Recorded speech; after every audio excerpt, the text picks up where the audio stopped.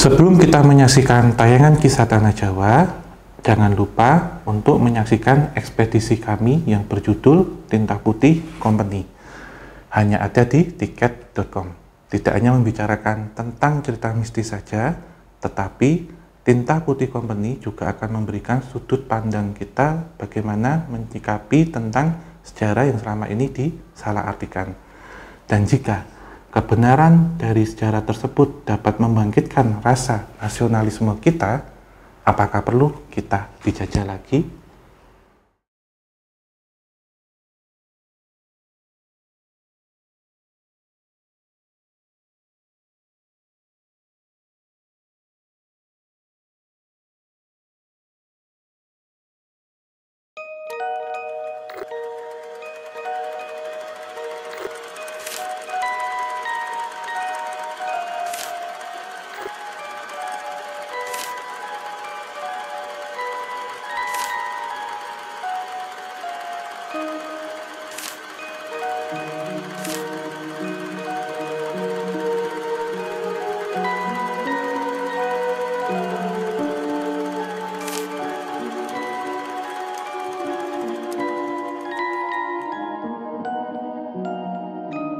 Halo kawan-kawan Javanika semuanya dimanapun kalian berada. Assalamualaikum warahmatullahi wabarakatuh. Salam rahayu, rahayu, rahayu bagi kita semua.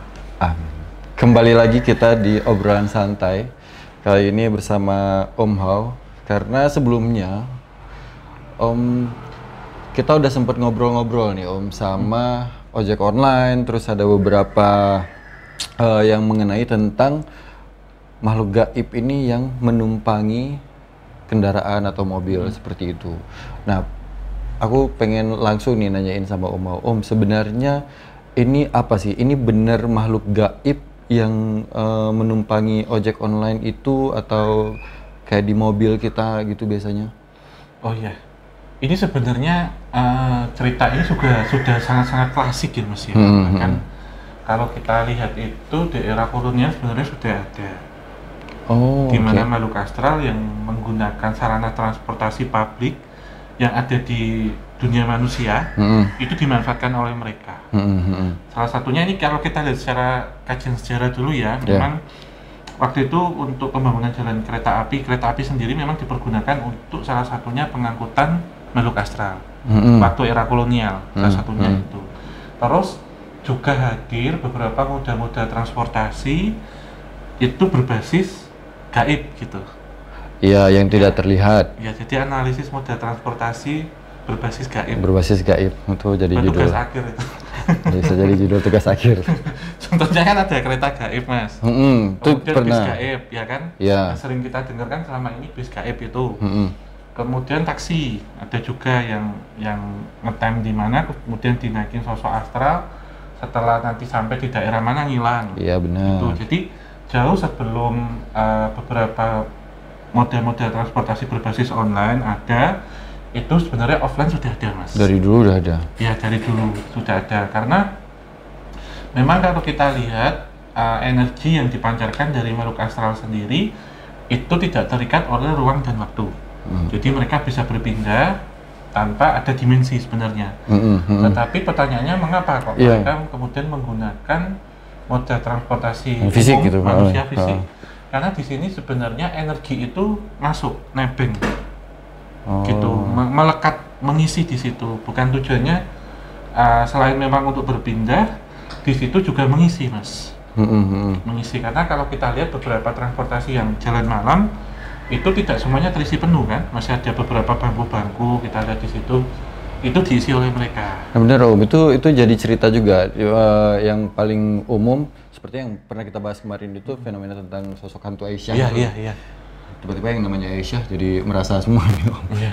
Nah, itu ojek online kan salah satu yang sering keluar malam. Jadi katanya banyak yang tiba-tiba motornya kerasa berat. Iya. Nah, itu benar ditumpangi berarti? Iya. Dan efeknya seperti itu? Iya, itu efeknya secara fisik. Itu memang ada pengaruh. Walaupun misal yang menumpang itu sebenarnya entitasnya hanya satu, tetapi yang dibawa ke situ kan banyak, Mas. Seperti halnya kalau orang kerasukan. Orang kerasukan tuh mungkin ada perempuan yang dia badannya kecil tapi pas diangkat kayak ratusan Berat kilo, banget. ya seperti itu. Kalau kita melihat lebih dalam, kenapa itu bisa terjadi? Sebenarnya entitas makhluk astral itu pun bisa menjadi makhluk fisik ketika dia bisa menyerap beberapa energi alam, lingkungan, bahkan manusia. Itu jadi pertanyaan berikutnya nih Om. Nah, fenomena Aisyah ini kita juga kemarin sempat ngobrol sama ojek online-nya nih Om. Dia memang melihat sosok perempuan itu dengan jelas. Secara solid ya? Iya, secara solid. Ini terlepas, kita ambil dua ya, biar nanti tidak salah persepsi. Pertama, jika yang dimaksud penumpang dari angkutan online ini adalah manusia yang iseng. Iya. Kemudian yang kedua, jika kita kaji, yang naik ini adalah makhluk astral, gitu ya. Yang orang iseng ini kita kesampingkan dulu, gitu. Jadi kalau kita mau menganalisis ataupun membedah sebuah masalah ya di sini ataupun makalah gitu, kita bikin bagan dulu mas enaknya. Ya, jadi kita taruh di atas adalah fenomena penumpang online yang diduga makhluk gaib gitu ya. Kita ambil sebelah sini adalah fisik. Orang iseng. Tapi ini kita berhenti sampai sini. Tidak akan kita bahas. Kita bahas lebih lanjut karena ya memang cuma orang iseng aja kayak gitu. Makanya kita ambil bagian yang sebelah sini. Studi kasusnya adalah makhluk astral. Ya, baik, ini kita teruskan ke bawah. Akan kita breakdown, kita berdeli seperti apa. Iya, nah itu menarik tuh. Ya, di beberapa kasus sebenarnya tidak hanya penumpang, tetapi juga yang memesan makanan. Benar. Ada itu juga. Iya. Ini kita pisah lagi, menumpang dan atau food lah, memesan makanan. Enakan mas gini. Ya, kita ambil di subbab pesan. Ya. Pesan di sini kita bagi lagi nyetop langsung dan aplikasi online. Benar. benar. Itu juga jadi dua pertanyaan. Dua pertanyaan. Oke. Kita ambil ini kan berarti sub 2A. Kita ambil sini. Bagaimana ketika mereka memesannya itu langsung ini nyetop di jalan. Berarti ini terjadi ketika pada transportasi yang berbasis waktu itu offline. Ya, masih offline. Itu berarti sebelum ada aplikasi online ya. Kita ambil tahun 2000-an ke bawah. Kita ambil satu esai atau untuk satu cerita. Itu sopir taksi yang waktu itu malam-malam ngetem di salah satu rumah kosong. Kemudian ada dua perempuan cantik yang datang dan kemudian minta untuk diantarkan ke bandara. Ini kejadiannya di RHD. Rumah Hantu Darmo. Di kota Surabaya. Kota Surabaya itu Surabaya. Nah, terus? Jika mereka konvensional itu nyetop memang akan nampak secara fisik mas. Ini biasanya perwujudan bisa dari entitas energi gaib ataupun dari sosok peri yang lazim sering kita kenal. Dan biasanya yang menjadi sasaran ini lawan jenisnya atau laki-laki, sopir taksi contohnya. Nah, satu cerita mereka nampak di situ dan bisa merubah tempat terbengkalai, abandoned itu tempat terbengkalai kemudian disulap menjadi rumah. Kita ini terlihatnya rumah. Iya. Karena ini nanti juga akan relate dengan Aisyah gitu. Akan seperti itu. Tapi Aisyah ini kan ada di kota online, sementara yang RHD ini ada di kota offline. Gitu. Nanti akan kita compare seperti apa. Terus baik yang ada di RHD dengan ini sebenarnya memiliki satu kesamaan. Yang membedakan hanya online dan offline. Gitu. Nah, kalau yang konvensional jelas pasti, kemudian nasub, semuanya fisik hampir seperti manusia, dari menyetop, komunikasi, bahkan membuka tutup pintu, semuanya itu hampir semuanya sama. Kenapa itu bisa dilakukan? Ketika kita mengkaji pada energi entitas gaib, ketika solid berarti penyerapan energinya sudah maksimal, mas. Oh gitu? Yes. Energi siapa? Energi objek yang dituju. Sehingga setelah kejadian itu, drivernya kemudian lemas, sakit-sakitan. Karena emang energinya cukup besar? Energinya cukup besar, walaupun tidak nanti ke tahap, maaf ya, sakit keras ataupun meninggal dunia. Di sini sebenarnya nanti ada simbiosis mutualisme. Gitu. Saling menguntungkan. Gitu. Tapi belum sampai ke situ nih? Ya, kita berhenti sampai simbiosis mutualisme, kita lihat kepada sistem struktur tadi yang kita bilang online. Kalau kita lihat online pasti menggunakan aplikasi internet di situ. Nah, menjadi pertanyaan menarik, apakah di dalam sana juga ada teknologi informatika? Nah, itu pertanyaannya. Bener, itu juga jadi penasaran kan. Benar nggak mereka bisa mengoperasikan handphone, membuka aplikasi sampai mengorder? Ya, nah ini saya pernah studi dulu itu tentang aplikasi online yang ada di Astral. Astral ya. Ya, ini jangan dianggap halu atau apa, cuman dari beberapa komparasi yang pernah saya dapatkan, juga info-info yang orang yang pernah mengalami, dianggap benar ya benar, dianggap salah ya salah, Mas. Kita sebenarnya ada di satu sistem alam semesta itu yang sangat tipis dengan gelombang elektromagnetik. Gelombang elektromagnetik ini juga berkaitan nanti dengan biomagnetik yang berasal dari tubuh. Apa namanya? Biomagnetik, ya, energi magnetik. Energi gelombang elektromagnetik itu sebenarnya ada di semua aspek, Mas. Tidak hanya di yang terlihat, tapi yang tak terlihat juga. Ini bisa kita jelaskan ketika ada entitas gaib yang mendekat ke kita merinding dan bulu-bulu kita naik. Jadi ada medan listrik statis di situ. Seperti kalau kita main penggaris di rambut terus diinin ke kertasnya jadi seperti itu. Itu sebagai penghantar sinyalemen ketika kita mengirimkan informasi ataupun apa. Itu karena udara, air dan tanah itu semuanya ada partikel dan di situ juga ada molekul-molekul yang bergerak. Itu yang bisa menghantarkan secara informasi, Mas.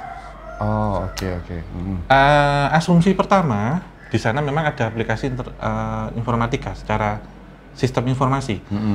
Asumsi yang kedua, mereka memancarkan energi, keinginannya seperti apa, informasinya seperti apa, masuklah ke perangkat software ataupun perangkat elektronik kita. Gitu. Jadi mengikuti itu HP ya kita ambil ya, pesan dan macam-macam. Kalau yang pertama memang di sana pun juga secara teknologi juga lebih maju dari kita sebenarnya. Malah di sana yang lebih maju? Iya. Maksudnya di alam mereka yang lebih maju? Lebih maju. Mungkin kalau di alam kita ada 12 gitu ya.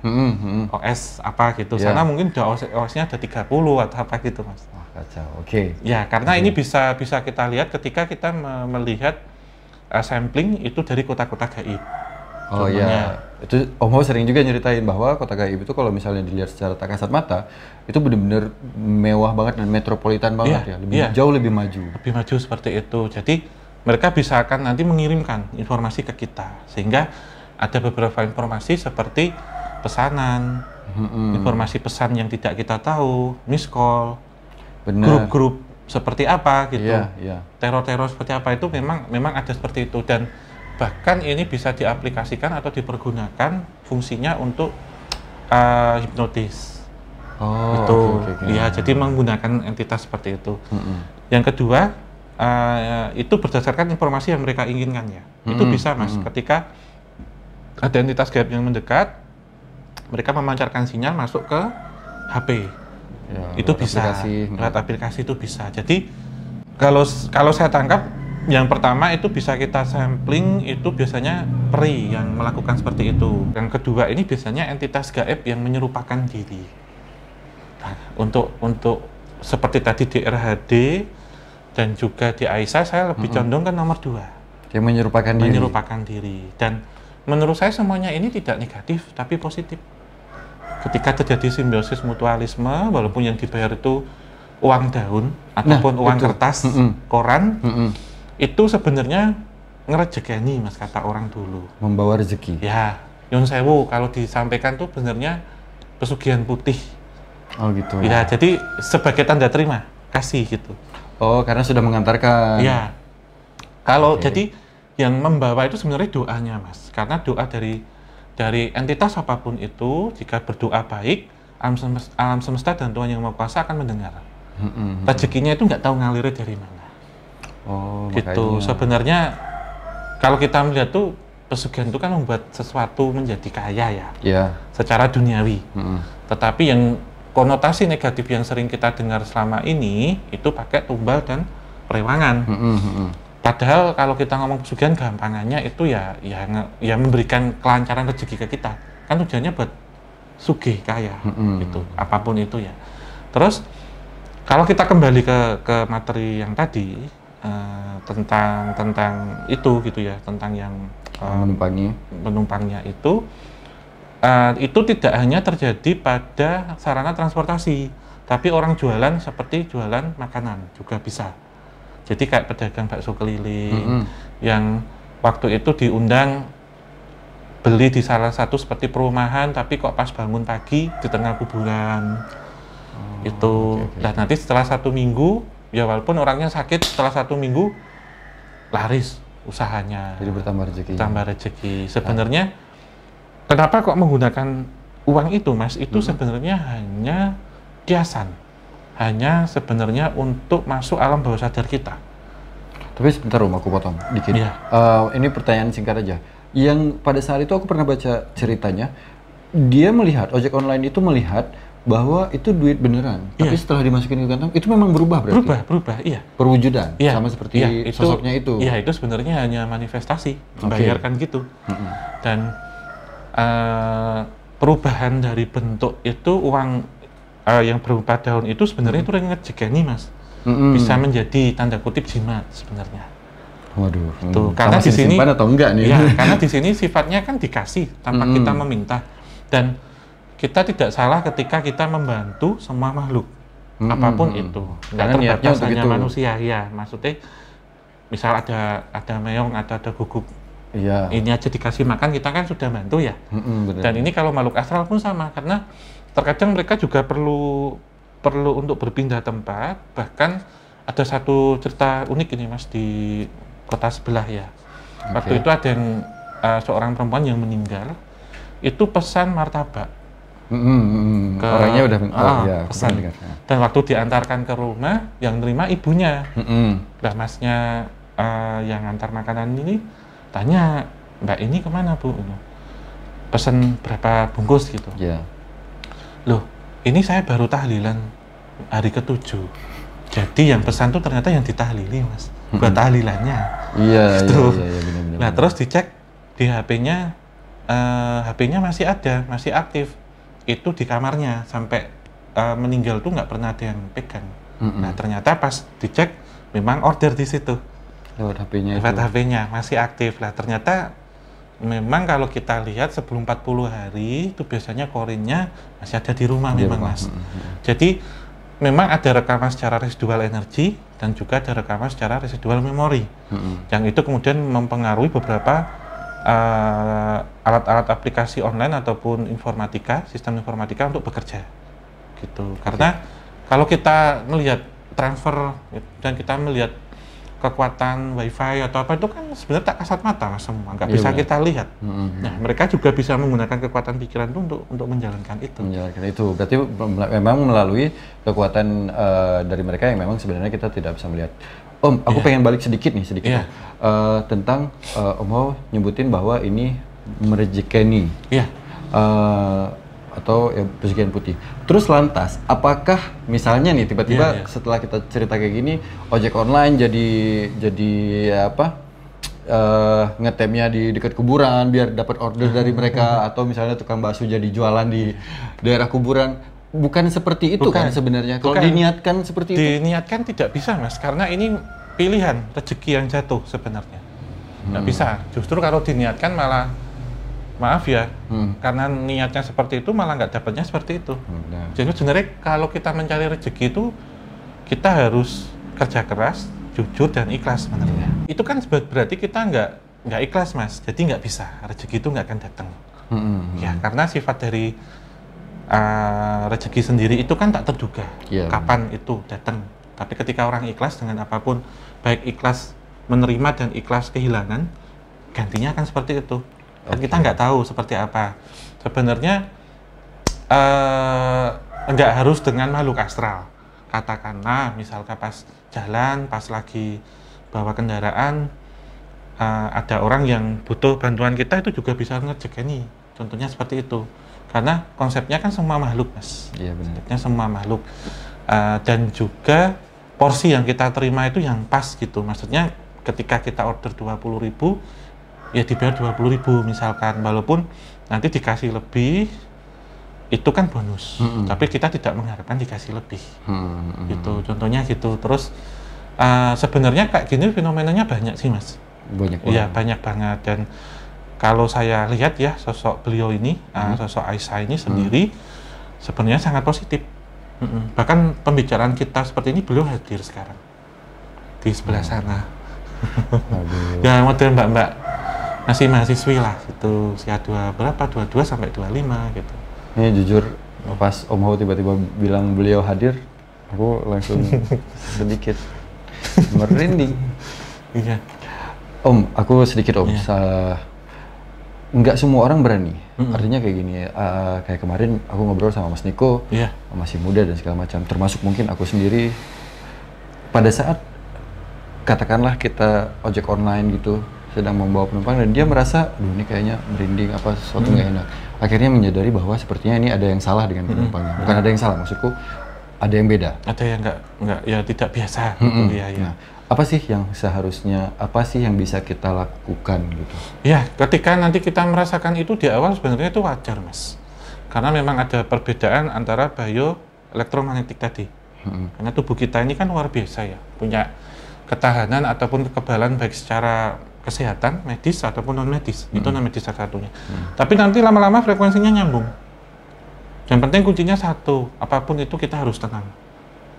Gitu menurut saya, apapun itu. Karena saya punya pengalaman seperti ini pernah Mas, dulu goncengin ibu dan anak waktu itu yang mau ke pasar. Tapi kejadian jam 12 malam dari pohon beringin yang besar itu turunnya di bawah jembatan pernah. Seperti itu, gonceng pakai motor saya yang lama gitu. Gitu. Jadi sepenting kita niatnya baik dulu ya dimanapun itu. Terus kalau kita sudah ada di posisi itu ya dianggap biasa dulu saja, karena psikis itu sangat pengaruh. Ketika nanti kita makin nggak enak, kita makin takut, bukan entitas ini yang mempengaruhi secara psikis kita, justru sewaktu kita di jalan mereka yang akan menyerangnya. Gitu, karena auranya kan pasti akan berubah. Gitu. Jadi sebenarnya positive thinking itu perlu di segala macam hal menurut saya. Termasuk ketika sedang berada dalam kondisi yang seperti itu ya Om? Iya. Ketika misal diboncengi itu justru malah membawa energi positif. Berbeda ketika kita di jalan kita ngelamun atau habis apa gitu ya, kondisi kurang sadar kemudian ada yang melintas, itu negatif Mas. Itu contohnya perbedaannya itulah. Menurut beliau memang orang-orang yang terpilih itu orang-orang yang memiliki keikhlasan, lugu-lugu lah modelnya. Jadi nggak kepikiran macam-macam dan tidak kepikiran yang aneh-aneh. Gitu. Waduh, terima kasih sudah datang. Waduh. Oke, mungkin ini biar nggak terlalu panjang Om Hao. Mungkin ada konklusi atau yang ingin disampaikan oleh Om Hao untuk menutup ini. Iya, kita sebenarnya harus bersikap baik ya dengan apapun itu, dengan makhluk apapun itu, karena semua pasti ada sisi positif, sisi negatif di situ. Jika kita niat menolong dengan apapun itu, pasti hal positif yang akan kita dapat dengan segala macam makhluk ya. Tidak terbatas. Kemudian yang kedua, rezeki itu ada di mana-mana, tidak perlu khawatir. Karena hanya Tuhan yang menjamin, tidak manusia, bukan diri kita juga, apalagi orang lain. Benar. Pasti Tuhan yang menjamin. Ketika kita ikhlas, ketika kita jujur, bukan kita yang mencari rezeki, tapi rezeki yang mencari kita. Itu. Dalam banget sih. Om Hao, terima kasih sudah menjelaskan, karena kemarin kita sedikit bingung apa sebenarnya yang terjadi pada saat kita ngobrol dengan Mas Niko. Dan kita juga ngecek banyak banget berita tentang hal-hal yang seperti ini, termasuk kayak Om Hao bilang tadi ada tiba-tiba yang order makanan dan segala macam kayak gitu. Om Hao, makasih Om Hao udah ngejelasin. Aku tutup, teman-teman, terima kasih semuanya udah nonton video ini. Like kalau misalnya kawan-kawan suka dengan video kita, jangan lupa subscribe juga. Terima kasih buat kawan-kawan yang udah join program membership kita. Kita juga mau nyampein, kita sedang ada program Tinta Putih Company, itu Kisah Tanah Jawa bekerja sama dengan tiket.com.